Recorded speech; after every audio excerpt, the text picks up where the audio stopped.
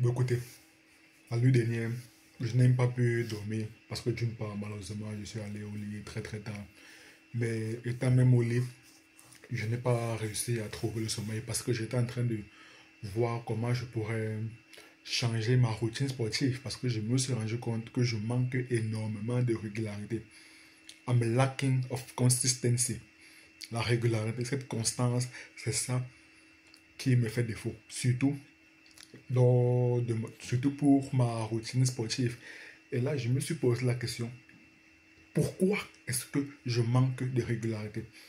Et après mûre réflexion, après des minutes, voire même des heures de réflexion, je me suis rendu compte que c'est parce que je n'avais pas le bon objectif. Honnêtement, c'est parce que je n'avais pas le bon objectif. Moi, je voulais avoir un physique massif, un peu comme les bodybuilders ou bien comme les rugbymen ou bien ceux qui font du football américain. Mais là, je me suis rendu compte que non. En fait, je dois pratiquer une activité sportive. Je dois clairement avoir le mindset d'une personne qui déteste la défaite. Moi, je suis une personne, au départ, j'aimais le football. Du moins, les matchs de football. Même d'abord les matchs de football à la télévision, j'aimais les regarder. Et même lorsque j'étais beaucoup plus jeune, je pouvais m'arrêter devant les matchs du quartier comme ça pendant des heures, voir des personnes en train de jouer. Je me pose la question, mais comment est-ce qu'ils font? Qu'est-ce qu'ils ont que moi je n'ai pas? C'est maintenant que je me rends compte qu'en fait, ils sont talentueux parce qu'ils ont des heures de pratique. Chose que lorsque j'étais plus jeune, je n'avais pas. Lorsque j'étais au lycée, en termes de cardio, j'étais nul. En termes. Bon, sur le 100 mètres, j'étais nul. Sur l'endurance, j'étais également nul. Donc, naturellement, lorsqu'il s'agissait de jouer au football, je n'avais pas un niveau très très bon. J'avais un niveau, on va se dire la vérité, j'avais un niveau horrible. Ce qui me fascinait donc, lorsque je voyais des personnes, même des personnes de mon âge, jouer au football, avoir toujours cette même intensité, pouvoir toujours garder un minimum d'intensité pendant, disons, 45 minutes, voire une heure de temps. Ça me fascinait. Et c'est cette nuit que là, j'ai tilté. Qu'en fait, c'est parce que, avec la pratique, on finit par acquérir de l'expérience, on finit par acquérir du cardio. Si demain, tu me mets là, je commence à courir 10 minutes, une semaine plus tard, j'augmente l'intensité, je viens à 15 minutes. Naturellement, au bout d'un an, j'aurai déjà un certain cardio qui me permettrait de tenir sur toute la durée de match de football. Donc, finalement, mon manque de régularité pour ma routine sportive est finalement dû au fait que je me suis fixé le mauvais objectif. Moi, je voulais avoir un corps de bodybuilder, un corps de rugbyman. Mais non, la réalité des choses, c'est que je voudrais exercer une activité sportive et le football, c'est l'un des meilleurs moyens. D'autant plus que le football est un vecteur social de connexion, est un vecteur qui permet de faciliter les interactions sociales. Vous-même, vous connaissez le dicton. Le football, c'est l'opium du peuple. Le football, c'est l'opium du peuple. En fait, c'est surtout lorsque j'ai vu la vidéo de Steven Bartlett de la chaîne de Dari of a CEO, durant lequel il a participé à un match caritatif de l'UNICEF. C'était il y a quelques mois, voire l'année passée. Il était remplaçant. L'édition dernière, il avait manqué parce qu'il avait eu une blessure. Donc pour l'édition de la vidéo que j'ai regardée, il a démarré remplaçant. Il est entré à peu près à l'heure de jeu. Il a marqué un doublé, ce qui a permis, non seulement, avant qu'il n'entre, son équipe était en mauvaise posture, mais lorsqu'il est entré avec son doublé, son équipe a fini par gagner le match avec 3 buts d'écart. Donc il a contribué massivement au succès de son équipe. Là, ça a été inspirant. Et dans le match caritatif, il y avait des footballeurs de renommée internationale. Il y avait Patrice Evra, il y avait Eden Hazard, il y avait Germain Defoe, le joueur international anglais et qui a passé une grande partie de sa carrière à jouer à Tottenham chez les Spurs. Il y avait encore il y avait Frank Lampard en tant qu'entraîneur. Il y avait plusieurs grandes figures sportives de football que moi je connaissais, naturellement. Ça, clairement, c'est inspirant. Là, j'ai changé d'objectif. Maintenant, je suis pas là pour avoir un corps de bodybuilder ou bien un corps de rugbyman ou bien un corps de footballeur américain. Je vais avoir un corps de sportif de haut niveau. Bon, à des degrés moins, bien évidemment, parce que c'est leur métier. C'est leur métier. Mais je pas avoir une masse musculaire assez énorme, combinée à la fois puissance, agilité, endurance, donc être, je dirais, complet sur tous les plans. Ça, pour moi, ça c'est inspirant. Ce qui me permettrait. Donc en fait, j'ai envie de reprendre à jouer du football. Je me rappelle aux interclasses. C'était, il me semble, en terminale, j'étais en train de jouer.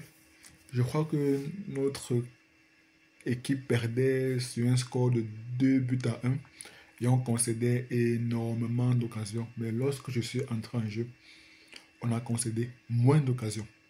Je pense même, si mes souvenirs sont bons, parce que ça remonte à une dizaine d'années, si mes souvenirs sont bons, on n'a plus encaissé d'occasion. La seule occasion qu'on aurait pu encaisser, j'ai stoppé l'attaquant adverse et j'ai pris un carton jaune. Je jouais milieu défensif. Depuis ce jour, je n'ai plus joué au football. Et je m'appelle dingue en terminale. Bien que je ne pratiquais pas beaucoup de football, mais je progressais à une vitesse phénoménale. Parce qu'à chaque fois qu'on avait cours d'EPS, EPS, c'est quoi la signification? Mais j'ai oublié. Oh, mais clairement j'ai oublié. That is a disgrace. That is the F. Disgrace. Comme dirait un certain Ivoirien, notamment passé par Chelsea. Si vous voyez ce que je veux dire. That is the F disgrace. Anyways, tout ça pour dire que lorsque je suis entré en jeu, je jouais milieu défensif. On n'a plus concédé d'occasion. Et je me rappelle bien, quelques heures après le match de football qui était à la pause de midi, un de mes camarades, il parlait à un autre de mes camarades qui disait que depuis que moi je suis entré en jeu, on n'a plus concédé d'occasion. Donc j'ai contribué à stabiliser le milieu de terrain. Ça, c'est une phrase qui jusqu'à présent est restée dans mon esprit. Et dorénavant, j'ai envie de reprendre le processus de réathlétisation de manière à me remettre au football. Ça, ce sera maintenant mon objectif. Et pour cela, je dois combiner le gym dans la salle, l'exercice en salle. Je dois également combiner le footing. Je dois combiner également le running. Je dois également combiner l'exercice pour le tronc, notamment pour la ceinture abdominale. En fait, je dois clairement avoir un physique complet. Complet. Complet, de manière à ce que d'ici 1 an, je puisse commencer à retaper au football. Disons que j'ai eu 10 années ou une décennie de ligaments croisés. Je dois reprendre petit à petit, reprendre la salle et ensuite commencer à toucher le ballon de manière à faire mon retour sur le terrain d'ici à peu près 12 à 18 mois.